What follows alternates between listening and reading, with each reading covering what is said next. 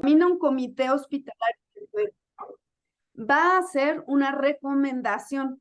Son grupos colegiados que nos van a ayudar a tomar decisiones, pero ellos no van a ser responsables de las decisiones que se toman, no son comités normativos, exceptuando el de investigación, porque si tu protocolo no pasa el de ética en investigación, no, el comité de investigación no te va a permitir tener un registro y poder hacer la investigación. Sin embargo, en materia de ética hospitalaria, los comités son colegiados, ¿no? Recomiendan. Y por otro lado, en Europa se hace una asociación entre la dictaminación de ese comité y la normatividad. Entonces, lo que dice el comité, a la letra se cumple y obviamente el comité tiene una gran responsabilidad en relación a las consecuencias de las decisiones que se toman, ¿no? Eso es una gran diferencia entre la bioética europea y la anglosajona norteamericana. Nosotros retomamos mucho de esa tradición anglosajona norteamericana en cuanto a que son cuerpos colegiados. Si se fijan, tenemos aquí este otro término de integridad que promueve los principios de bioética europea. Y en este concepto de integridad implica una serie de elementos, entendiendo que la persona está construida por distintas dimensiones, ¿no? Y cuando hay una situación de vulnerabilidad, quiere decir que yo puedo tener alguna lesión en cualquiera de estas dimensiones, se desacoplan, ¿no? Puede ser vulnerabilidad por la enfermedad, vulnerabilidad por la situación en la que estoy social, económica o en una situación de relación de poder, ¿no? Y también la dimensión de la dignidad que implica que existe respeto y existe una integridad de todos estos elementos que constituyen a la persona, ¿no? Y por lo tanto, todas las personas somos vulnerables, sin embargo, hay algunas más que otras. Y todas las personas se nos atribuye esta dimensión de dignidad. Y por lo tanto, pues se requiere ese respeto a las personas. Decíamos entonces que llega a haber principios en conflicto, como con el respeto a la autonomía de una persona frente a la idea de beneficio que a veces desde un modelo paternalista de atención podemos nosotros brindar. En este modelo de atención nosotros hemos visto cambios a lo largo de la historia. Y bueno, hay momentos incluso en los cuales hay autores que dicen el médico es solamente un medio para que el paciente gestione su salud, ¿no? O se atienda. Y toda la responsabilidad de las decisiones sobre la salud propia deben recaer en el paciente. Hay autores que dicen eso, ¿no? Hay un libro que se llama Paciente, cúrate a ti mismo. Es Patient, Heal Thyself, se llama el título. Y en ese sitúa esa propuesta, ¿no? Y por otro lado hay autores que dicen, ¿no? El médico que es el poseedor del conocimiento y la institución hospitalaria que tiene la tecnología para darle su atención es la absoluta responsable, dado que el paciente no sabe, y casi en una circunstancia de infantilización y minoría de edad para tomar decisiones, se le ve al paciente, ¿no? Y hay muchas ideas en medio. La realidad es que existen distintas situaciones en este proceso de relación médico-paciente, pero que a mayor autonomía, mayor responsabilidad de cualquiera que sean las partes. Y en ese balance de tensiones entre principios, decíamos que Diego Gracia nos dice, primero tenemos que pensar en no dañar y actuar con justicia para después preocuparnos por la circunstancia de la autonomía y del beneficio. Y en este modelo, entonces, tendríamos nosotros un contexto también, ¿no? Entonces, autores como Daniel Close y Werner Gerd dicen, bueno, la realidad es que eso está situado en contextos sociales, culturales específicos, y los principios no nos van a salvar como recetario de la complejidad. Entonces, siempre se tiene que ver todo a la luz de ese contexto específico, que además nos va a dar muchísima información. Entonces, cada caso particular en su circunstancia, dicen ellos. Y bueno, pensando a la bioética como campo de conocimiento, se transita de un campo interdisciplinario en donde tenemos nosotros al médico, vamos a poner que el triángulo es la medicina, que tiene su propia teoría y metodología, vamos a pensar que este poliedro es es el abogado o las ciencias jurídicas, que también tienen un objeto de estudio y una metodología y teorías, y la filosofía acá la estrella. Entonces, cada uno desde su campo va a abordar un mismo objeto de estudio que puede ser la toma de decisiones, ¿no? O el proceso de atención. Cuando nosotros hablamos de una multidisciplina, implica que el médico aprende un poco de derecho, aprende un poco de filosofía, el filósofo algo de medicina y algo de derecho y viceversa con el de derecho, para entender mejor ese objeto de estudio. Y las propuestas transdisciplinarias implica que independientemente que yo vengo de esta formación troncal, desaparecen las fronteras de la metodología y la teoría y creamos otra cosa, ¿no? Entonces decimos que en mucho la bioética va en contra de las manecillas del reloj, aquí en esta secuencia, digamos, de posibilidades, de la interdisciplina, transitando a la multidisciplina y aspirando a ser transdisciplinaria. Y bueno, muchas preguntas que se hacen desde la bioética a la ciencia, que tiene que ver con esto que habíamos preguntado al inicio, si la ciencia como tal y la tecnología es buena o mala, o si tiene una moralidad o una política, ¿no? Ya habíamos dicho que quien la confiere, pues son los grupos de personas, los contextos sociales, pero en sí la tecnología y la ciencia no. Hay propuestas que recientemente se han retomado de forma muy fuerte por algunas corrientes que hablan del decrecentismo, ¿no? Estas propuestas nos dicen que la ciencia está asociada a un modelo económico, que ese modelo económico es inadecuado y que por lo tanto pues se tiene que bajar y se tiene que optar por otra forma de hacer ciencia. Y grados extremos incluso que dicen se tiene que detener el progreso científico que está lesionando a las sociedades y está lesionando al planeta, ¿no? Entonces, en grupos mucho más radicales, ustedes habrán visto algunas noticias hace algunos años, en donde había incluso pues objetivos de casi terrorismo a los laboratorios o atentados contra investigadores, con grupos que se llevaron esto al extremo, ¿no? Pero hay que saber que existen estas teorías y que están asociadas con estas ideas del decrecentismo. ¿Quién crea esta idea decrecentista? Bueno, Nicolás Josh Rogan.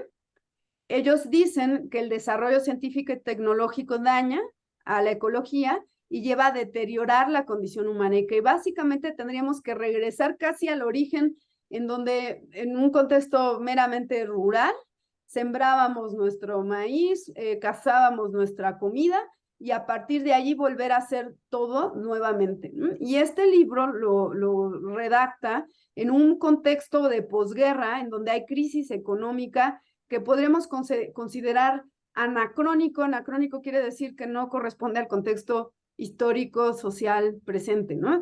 Pero es importante plantearlo porque a partir de ahí se pueden identificar en algunos momentos países, en el propio a veces, políticas hacia la ciencia que se fundamentan en estas ideas. En contraste, tenemos otros autores como John Harris, en este caso. John Harris, él se jubiló de la Universidad de Edimburgo, en Escocia, es bioeticista, es médico investigador, experto en ciencias genómicas, y él al revés dice que hay una obligación ética para poder impulsar la investigación, la ciencia y la tecnología a favor del mejoramiento de la especie humana, ¿no? Y también, por supuesto, pues a favor del mejoramiento de su relación con el planeta. Pero que la preocupación ética en este caso es el acceso a estas tecnologías. ¿De quiénes son las tecnologías? Y cómo puedo yo hacer que estas estén al acceso de cualquier persona y que el hecho de tener acceso a las tecnologías no marque nuevas desigualdades sociales, ¿no? Entonces dices, es un imperativo ético, en especial en el campo de la salud, y que el fomento de la ciencia y la investigación es un deber de las naciones e implica un importante compromiso social. Les invito a revisar sus libros, ¿no? Que tiene varios bastante interesantes. Y por lo tanto, pues decimos que nosotros, dependiendo de cómo observamos y usamos la herramienta de las ciencias y la tecnología, va a depender, pues a lo mejor ese contexto en cuanto a la moralidad y la política. La UNESCO declara que la ciencia debe de ser considerada para la paz y el desarrollo sustentable y por lo tanto tiene que ser utilizada para crear sociedades pacíficas y sostenibles, y que además se debería de situar casi a un nivel del derecho humano, el acceso a la ciencia. Y como derecho humano, en esta declaración, en la resolución que se llama Proclamación del Día Internacional para la Ciencia de la Paz y el Desarrollo, que se hizo en este año, dice, implica la obligación de establecer medidas para que todos los miembros de la sociedad colaboremos en un mismo esfuerzo a favor del uso ético de la ciencia para la paz y el desarrollo sustentable y responsable con la naturaleza. Bueno, la UNESCO, como este organismo internacional en el cual se aglutinan muchos países, incluyendo México, establece la Declaración Universal sobre Bioética y Derechos Humanos en el 2005, y ustedes pueden encontrarla en internet, a partir de la cual también se dictan una serie de recomendaciones que, si ven, recaban algunas ideas sobre principios, también trabaja sobre algo que se llama ética desde la perspectiva de derechos humanos, ¿no? Que tiene también una metodología y un fundamento teórico muy específico, y trabaja estos manuales de funcionamiento de los comités de bioética y procedimientos políticos. ¿Qué quiere decir esto? Que todos los miembros de la UNESCO van a tener que reformar sus instituciones y en su sistema de salud para que existan organismos federales que ayuden a hacer operativo el que se trabaje desde la ética, los procesos de atención médica, de investigación biomédica.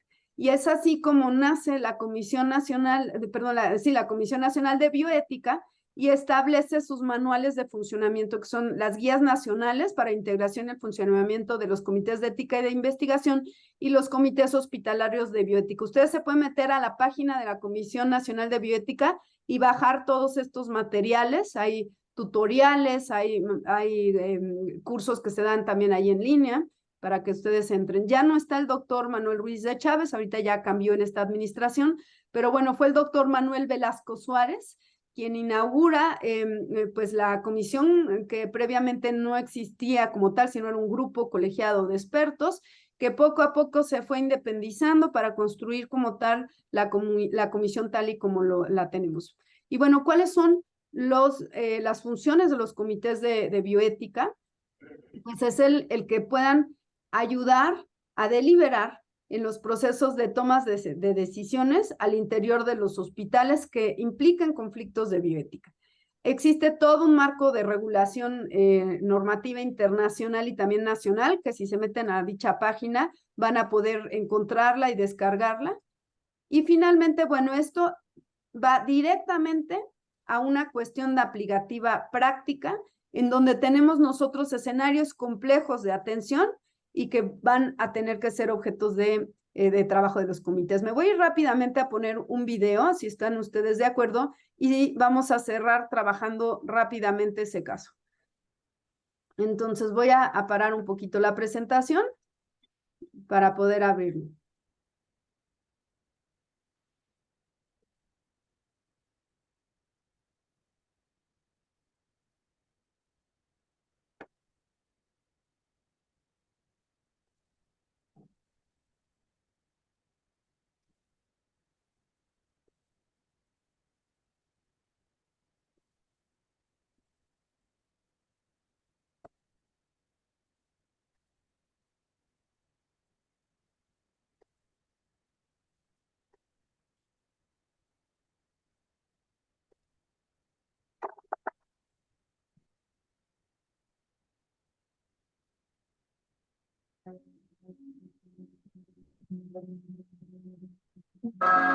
Los comités hospitalarios de bioética son órganos colegiados que fomentan la reflexión, deliberación y análisis de los dilemas bioéticos que surgen en el proceso de atención médica.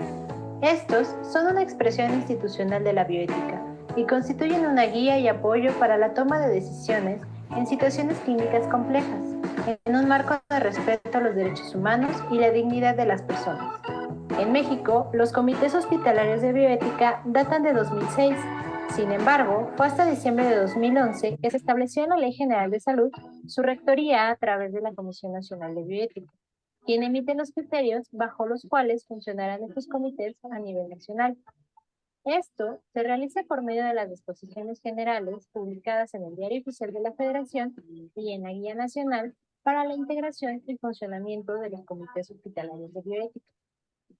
Los comités hospitalarios de bioética se integran por un mínimo de 6 personas que ocupan los cargos de presidente, vocal secretario, vocales y representante de las personas usuarias de los servicios de salud, siendo este último un integrante ajeno al área médica.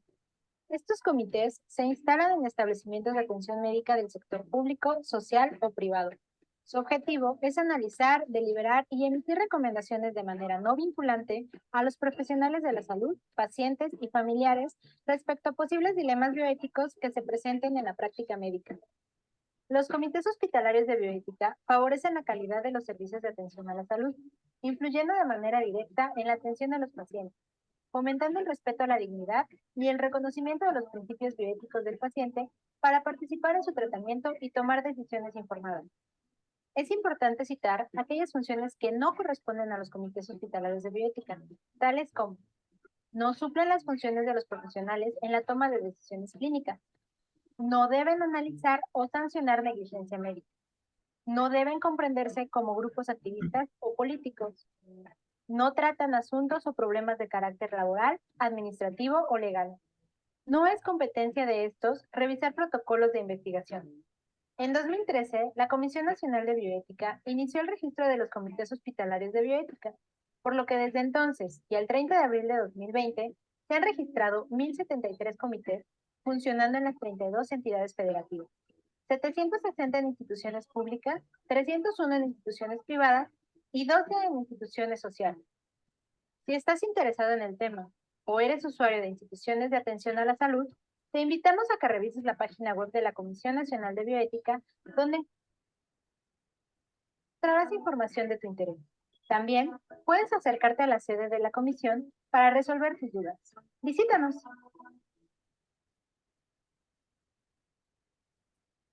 Y tenemos también como parte de las estructuras para poder dar seguimiento a los problemas de bioética. En el tema de investigación, rápidamente vamos a revisar la cápsula sobre comités de investigación.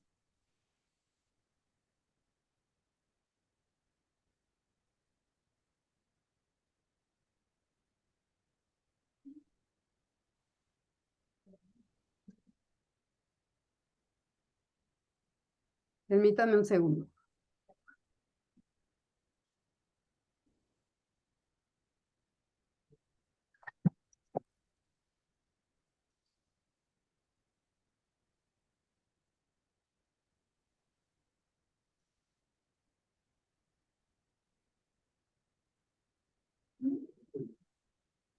Super mamá.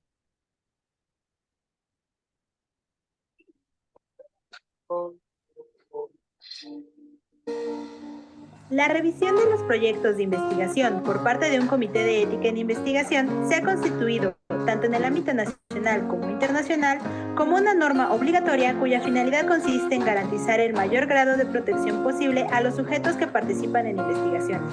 En este sentido, los comités de ética en investigación son autónomos, institucionales, multidisciplinarios, plurales y consultivos.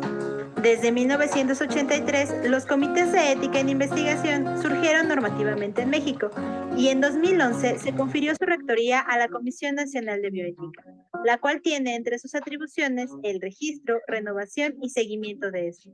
Al respecto, la comisión emite los criterios para la integración y el funcionamiento de estos comités a través de las disposiciones generales publicadas en el Diario Oficial de la Federación, así como en la Guía Nacional para la Integración y Funcionamiento de los Comités de Ética en Investigación. Los comités de ética en investigación se instalan en establecimientos del sector público, social o privado que realizan investigaciones en seres humanos.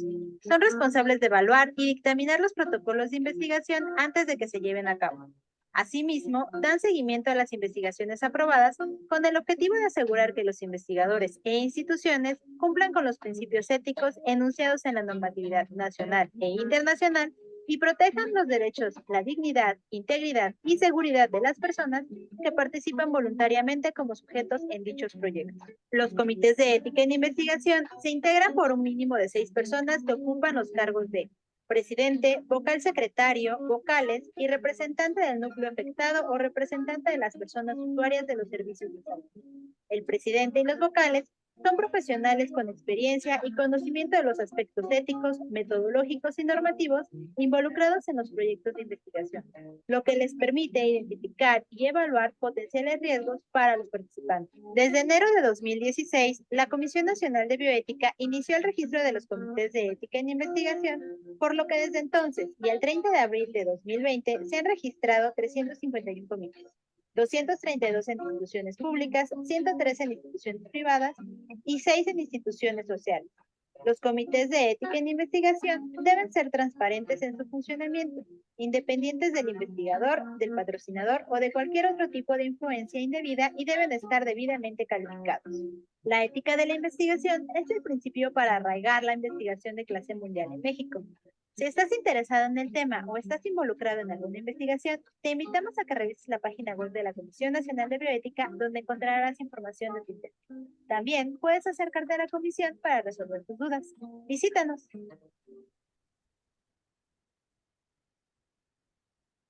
Y bueno, tomando en cuenta entonces que se requiere tener esta pues infraestructura a nivel nacional para dar seguimiento al cumplimiento, porque esto finalmente se tiene como parte del marco legal mexicano para el ejercicio profesional de la medicina, pero para también todos los procesos que tienen que ver con la investigación. Y por eso es importante que ustedes conozcan esta normatividad y que también pues en su momento se puedan acercar a sus comités hospitalarios de bioética y de ética en investigación, siendo que una de sus funciones, si ustedes se meten a ver cuáles son, también implican la docencia y también implican la investigación y la divulgación de la cultura bioética. Entonces, en este sentido es interesante como si es factible el que también el propio comité se involucre en procesos educativos. Entonces, bueno, eso es una de las labores que se tienen al interior de los hospitales. Rápidamente vamos a ver una propuesta, porque existen varias metodologías para poder hacer análisis de casos. Y bueno, ¿qué cosas tienen muchas de ellas en común? Les voy a intentar mañana hacer un breve cuadro de varios autores sobre distintas metodologías, pero bueno, este es uno de muchos, derivado de un trabajo que realicé de posgrado, en donde se incluyen varios elementos, pero básicamente algunos que son muy comunes en varias metodologías, ¿no? Primero, pues tenemos que identificar el problema, ¿no? El día de ayer nos presentaban el caso de este paciente que es relativamente joven, sin embargo ya con una situación de deterioro tanto en su función renal. ¿Qué edad tenía, si me recuerdan? 48. Sí, relativamente joven, digamos, para sus circunstancias. Está con un deterioro muy importante en cuanto a su funcionalidad general, con un mal pronóstico por lo que se explica, y en una circunstancia de delirium. Aquí rápidamente y desde lo que conocemos en medicina interna, ¿cómo definen ustedes delirium? ¿Y qué características tiene diferente de otras situaciones de deterioro del estado de alerta? Es un estado fluctuante. ¿Y qué lo determinan en varias circunstancias? En este caso, ¿qué podría estar determinando el delirium? Está desorientado, no tiene inatención. Ajá, esa es la manifestación clínica, pero ¿qué cosas podrían estar condicionando el delirium del paciente? O sea, la insuficiencia renal, la anemia, La infecciones, falta de familiares. Ok, desde el contexto meramente técnico-médico, ¿existe factibilidad de modificar esas variables que permitan disminuir el delirium o eliminarlo? ¿Podrían haber? Sí, más no de todas. Ok, entonces hay una alta posibilidad de que no se pueda recuperar un estado de completa alerta y capacidad de ejercicio de su posibilidad de toma de decisiones. En relación a la gravedad del caso, y del tiempo posible en el que pueda haber una agudización de esa gravedad y de que pudiera llegar a estar en una situación de necesidad de reanimación cardiopulmonar. Es probable que sí, pero el tiempo estaría limitado. Ok, entonces fíjense, tenemos que definir los hechos contextuales. Primero hay un problema, ¿no? No hay familiares que decidan, prácticamente está casi que en manos del equipo médico. En algún momento se va a tener que tomar decisiones para hacer maniobras de reanimación cardiopulmonar o de no realizarlas, o de aumentar en cuanto al inicio de otro tipo de intervenciones de sostén extraordinario de la vida, ¿no? Y tenemos nosotros que definir los hechos técnico-médicos. A lo mejor nos faltan datos, pero por eso es importante entender perfectamente la situación médica en la que se encuentra, qué recursos tiene el hospital para en su caso brindar al paciente, porque también a lo mejor las guías nos dicen, pues lo metes en hemodiálisis un rato, haces tal y cual, pero no todos los hospitales en la realidad tenemos los recursos que se podrían tener, ¿no? De los ideales. Entonces, tal y como tengo yo mis recursos aquí, ¿qué cosas son factibles de hacer? ¿No? Una vez que yo establezco los hechos médico-técnicos y el curso de acción, que me permitiría, por fines no de que se va a curar el paciente, sino de recuperación de cierto grado de estado de alerta para que pueda definir el paciente qué quiere hacer, ¿no? En este caso, ¿cuál es la valoración que se tiene, por ejemplo, en cuanto a definición del estado de terminalidad de una enfermedad? ¿Ustedes saben cómo se define terminalidad en una enfermedad? Porque hay una definición oficial sobre paciente en estado terminal. Era algo de que el paciente que no, con un plazo de 6 meses, ¿no? Ok, el tiempo es muy importante, o sea, se espera que pueda llegar a fallecer en un lapso no mayor a 6 meses, ¿no? Y que pueda tener una patología que puede ser tanto crónica como aguda, ¿no? Entonces hay una serie de elementos que nos pueden decir, pues es paciente terminal. Yo tengo que ponerlos bien asentados y entender que sí está en esa circunstancia. Luego, eso es contexto técnico médico. Luego, elementos sociales. El paciente está solo, no hay familiares que puedan directamente y con su posibilidad legal de hacerlo en tomar decisiones por el paciente. ¿Qué otra cosa? ¿Tiene voluntades anticipadas o hay algún documento? Si no lo tiene, ya ese es otro elemento. Los amigos que han estado solidariamente allí de vez en vez están presentes ahorita, lo conocen. ¿Cuál ha sido su historia en relación a conocer a profundidad sus preferencias, ¿no? Todos esos elementos del contexto nos van a ayudar a identificar la problemática, ¿no? Y los posibles cursos de acción. Identificar los componentes valorativos. ¿Qué preocupaciones les genera este caso? ¿Qué preocupación les genera el que ustedes definieran vamos a detener todo proceso de reanimación cardiopulmonar si se llega a dar y no voy a iniciar aminas y no voy a intubar? ¿Qué conflictos les generan a ustedes si ustedes tuvieran que tomar la decisión? Así en 3 palabras porque ya nos pasamos de tiempo. El que no sabemos la voluntad del paciente y que no sabemos si estamos haciendo lo correcto a futuro. A lo mejor momentáneamente sí, pero a futuro puede ser que no. Ok, ¿qué otro? ¿Qué problemática pudiera tener algún familiar si estuviera presente? Si el paciente no puede decidir. Pues ¿De probablemente, dónde saca su decisión el familiar? Si usted fuera su familiar, ¿de dónde sacarían su decisión? pues de las vivencias o de lo que él comentó cuando tenía la posibilidad de hacerlo. ¿Ok? Entonces tenemos que identificar los componentes de valor, ¿no? De aquello a lo que se le atribuye ese valor, ¿no? Entonces habría que ver si hay un conocimiento sobre lo que identificaba importante el paciente, de cómo morir, ¿no? Sobre el sufrimiento, sobre la vida, y son elementos valorativos subjetivos y hay que tenerlos ahí presentes. Ahora, tenemos que identificar si existen estructuras normativas en este momento, tanto formales como informales, ¿no? ¿Cuáles son las formales? La ley. ¿Qué nos dice la ley en México de lo que podemos hacer en nuestros alcances? En este caso, ya pensemos que no hay familiares, que está en nuestras manos la toma de decisiones. ¿Qué puedo hacer en este caso que me lo permite la ley en la Ciudad de México? ¿Qué podría hacer? ¿Puedo no iniciar un tratamiento? No. ¿Puedo no empezar a utilizar aminas si se hipotensa? ¿En un paciente que se espera fallezca en no más de 6 meses? Como limitación terapéutica. Ajá, ok. Está permitido por la ley. Si No. se demuestra que no vas a tener una mejoría del paciente que lo lleve a una recuperabilidad. Es factible si se sustenta, pero se tiene que sustentar de forma adecuada, ¿no?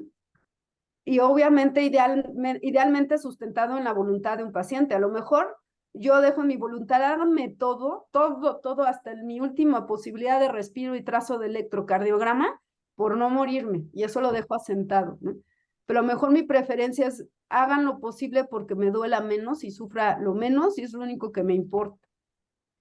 Pero no tengo ese elemento. Entonces, tomando en cuenta esto, ustedes tienen que irse a buscar una herramienta que pudiera ser la de principios. Vamos a pensar en no maleficencia, en actuar con justicia, en beneficencia y en autonomía.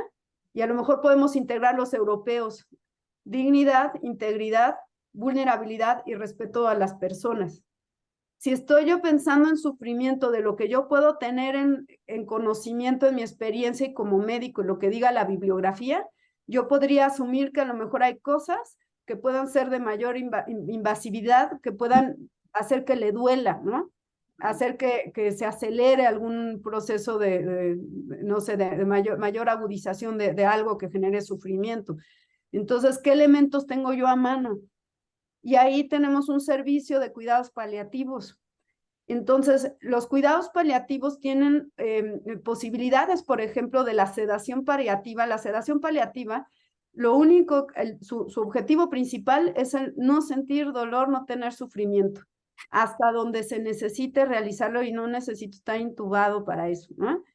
Obviamente hay una serie de cosas que si yo hago de forma secuencial pueden llegar a condicionar situaciones de mayor inestabilidad que eventualmente llevan a la muerte. Y ahí había una discusión muy importante sobre si la sedación paliativa en ciertas situaciones puede desencadenar la muerte, ¿no? El día de hoy la OMS te exige como médico utilizar todos los analgésicos y los opiáceos que se requieran, independientemente que te generen hipotensión y te puedan llegar a la muerte, siempre y cuando sean con el objetivo de aliviar el dolor y no con el objetivo de llevar a la muerte. Fíjense, la misma acción que yo puedo hacer diciendo voy a subirle todo lo que pueda aquí al midazolam o lo que tengo, ¿no? Y no le voy a subir los parámetros ventilatorios para que se muera.